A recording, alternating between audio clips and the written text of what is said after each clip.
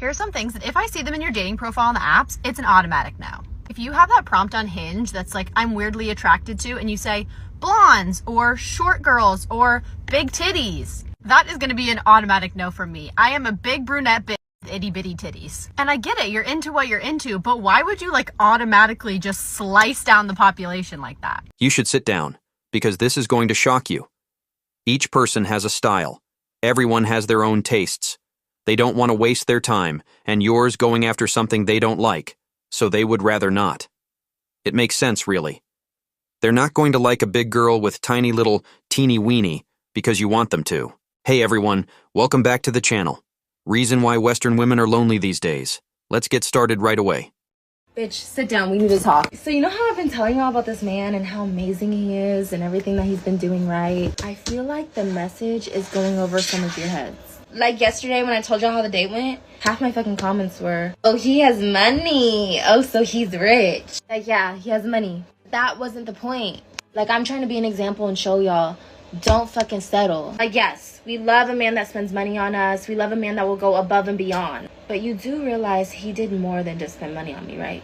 Anybody can spend money. That's easy. He could have got me a designer bag and called it a day. Oh my God, yes, that's nice. But he didn't do that. Everything he did shows me he pays attention to me, shows me that he cares, shows me that he's interested in the things that I'm interested in. Like, this man flew in a fucking plane when he's afraid of heights. Just for me, just so I could have a good time with him. I just need y'all to realize that a man with money does not equal a quality man. I never really talked about the dynamics of my past relationships on here, but all my past boyfriends had money. But some of them, that's all they had. And then some of you men in my comments had me fucking dying talking about he did all that for you just for him to be third on the roster. Do we not know what sarcasm is? And on top of that, I literally followed it up with, I'm just kidding. Just make it make sense because it's not making sense. And we are not committed to each other. Like, he could do all of that for me and still go out on a date with another bitch. That's why it's called dating. You're supposed to take your time. I'm not just gonna hop in a relationship with someone because, oh, they're treating me nice right now. No, I want to know you. I don't really know this man. Hence the reason why he doesn't even have my address. Everything that I'm telling you guys, I've already talked to him about. And we really understand each other. And from the bottom of my heart, I really hope y'all find somebody who understands you too. I'm done ranting. TikTok's not for that. I should make a YouTube, huh? Now if you'll excuse me, I have a video to edit. I just got done hanging out with him. Love you guys. Bye. This woman is basically an escort because the man spent a lot of money on her and doesn't even get her to promise to be with him. The trust fund most of the time. Babies who give these pretty broads lots of money. I wish these guys had more self-respect, especially if they were rich. I want to hit them hard while calling them a simp. The important guy who's dating her could go to a Spanish-speaking country and find women who are just as hot or even hotter than her, but with fewer bodies and less attitude. He could also get a full commitment with just park picnics. In Latin America, these women will cook food and clean for him as well. She also says that a man's wealth does not necessarily make him a good person. Still, she says she's only dated rich guys. Nearly 10 years ago to the month, I got divorced for the first time, and I was 23. And I definitely had the mindset that my ex-husband would not do what was necessary in order to prove that he actually gave a crap about our life and our family and our marriage, and it was heartbreaking. One thing that I wish I could go back and tell me of 10 years ago is this has nothing to do with you. This has nothing to do with him trying enough for you or loving you enough or putting forth the effort enough for you at all. Yes, you did. What a beautiful baby. Of course you didn't say anything about her second or third bad marriage. But we can all be sure that she was the most beautiful angel. The woman was in all of her bad marriages. At least she now has a goal to help women everywhere. The woman who first lost her marriage at age 23, there you have it. The woman who could never stay close to someone is now an attachment teacher. Okay, I did not forget about you, sorry about the late reply, but let me explain to you what ghost herpes is. Okay, so first off, the scientific name for what I'm describing is prodrome symptoms. I call them ghost herpes because essentially that's what it is. It's when you are contagious for herpes or when you're virally shedding without any actual visible sores. Sometimes this happens right before an outbreak, sometimes it happens on the tail end of an outbreak, other times it happens when there's no outbreak present whatsoever, which is why I call it ghost herpes, because it's invisible herpes. There are a couple symptoms to look out for: lower back and leg pain, and tingling sensations in the area that you normally get your outbreak. That's why knowing your status is so important, because when you know your status, you can look out for those symptoms and know that it's not safe to have sex during those times, because you can transmit herpes asymptomatically. Transmission rate is much lower during prodrome symptoms without an outbreak than it is with an outbreak. But this is a good tool to use to keep your partner safe even when you don't have any sores. Oh, so we're now calling STDs cute names? Calling it ghost herpes doesn't make it any less dangerous. It's still herpes, even if you can't see it.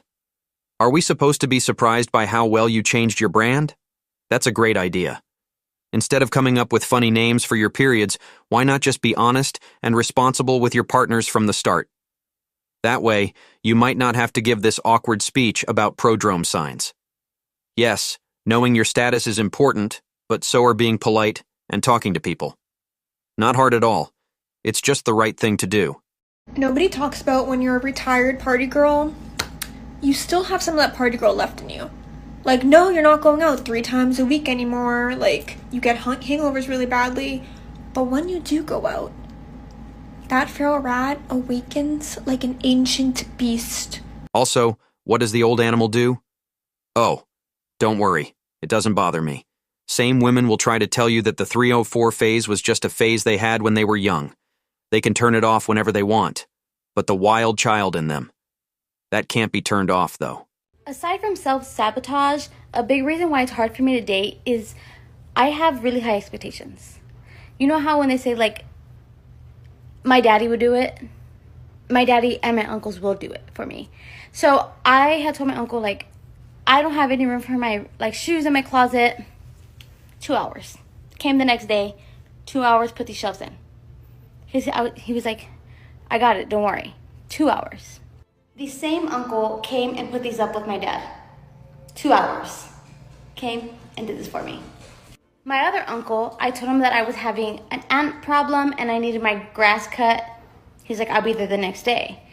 And not only that, he came and put all my furniture together. So he put that together. He moved my furniture. He was like, I think the layout will look better this way. He did that. And then I told my dad that I wanted something like this done. Next day, he's like, I already talked to somebody. We're going to have it done in a few weeks. So tell me why I should settle for less when I have my dad to provide for me, my uncles who will come and do things for me. Like, I am not settling for the bare minimum. And again, this is on top of self-sabotage, but my standards are high. Oh, so you're judging possible partners by how they treat your dad and uncles? That's like saying that apples are the same as a family vacation. Your family is wonderful for being so helpful. But here's a secret. They're not doing this because it's their job to please you all the time. They're doing it because they love you. If you want your love partner to be exactly like your family, you will be let down quickly. One thing is to have high standards, but it's quite another to treat a relationship like a list of things that need to be fixed around the house. In the dating world, you might have more luck if you try to find someone who likes you for who you are, instead of what tasks you can complete. You'll have a hard time finding a guy who wants a relationship and not just to work for you forever as your personal helper. To let people know you like the show, click the like button. If you click the bell, you'll know when I add new pictures. Thanks for everything you've done. Do something right away. Check out more videos of people hitting walls by coming back to this page.